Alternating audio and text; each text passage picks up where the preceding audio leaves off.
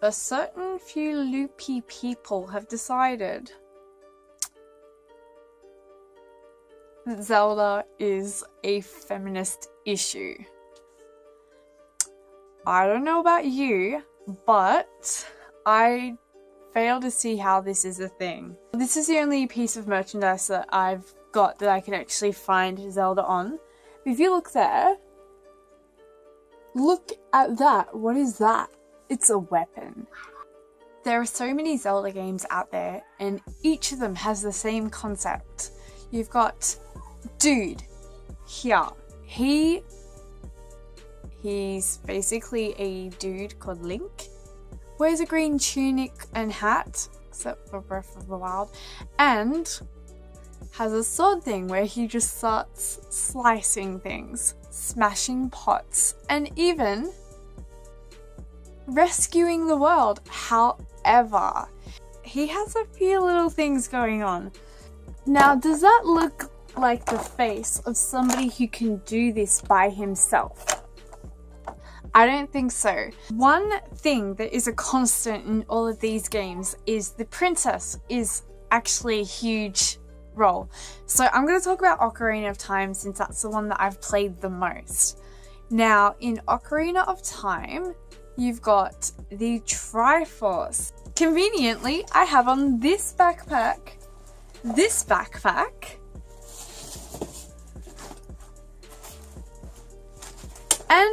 backpack, So in the Triforce, you have 3 triangles. You've got courage, wisdom, and power.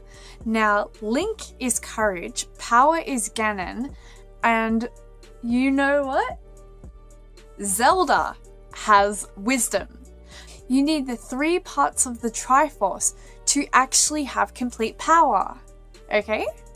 And the person who has the complete power basically gets to use the complete power to save the world or take over the world or send Link into an eternal sleep.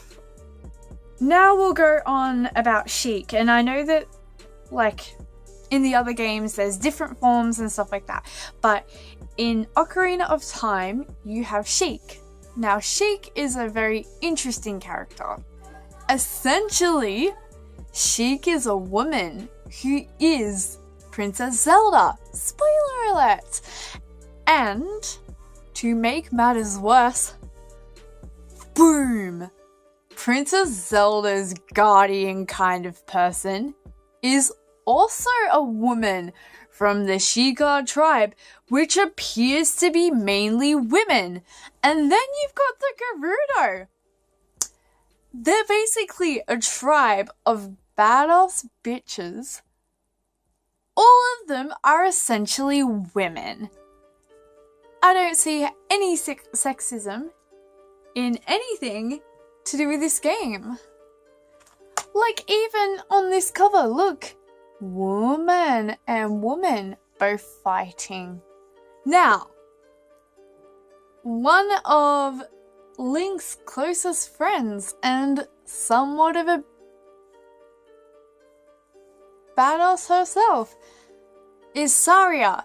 Now Saria is somewhat of a damsel in distress.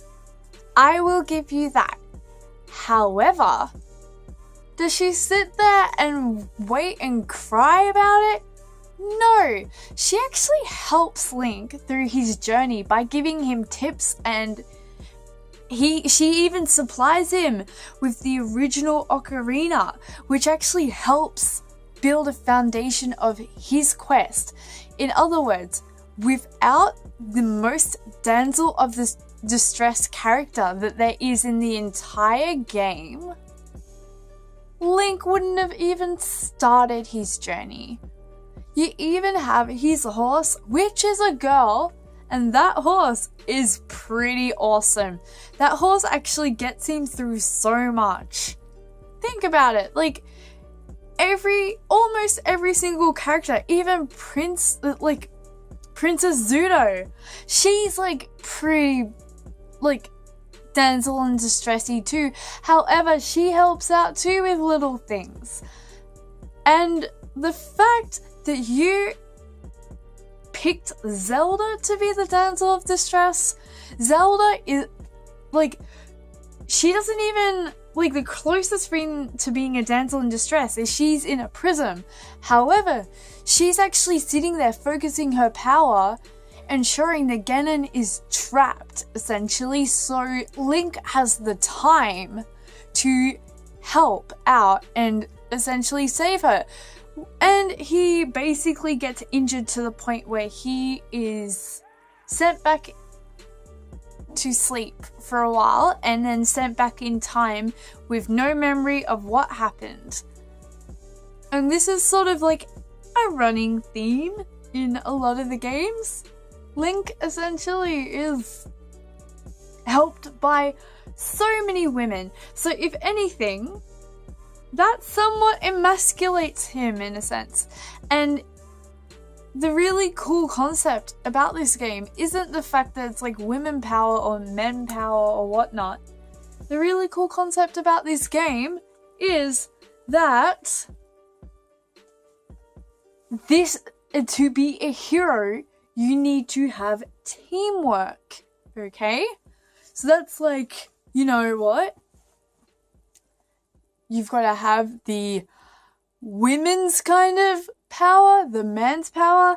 That doesn't even really matter. What you need is you need to build yourself on friendship. So, for instance, you've got the sages, and they're all like sending Link all this power. Some of them are women. Some of them are men. Some of them are Gorons. And you know what? That helps him too. It's not one dude doing it. He's got a whole team of these people supporting him.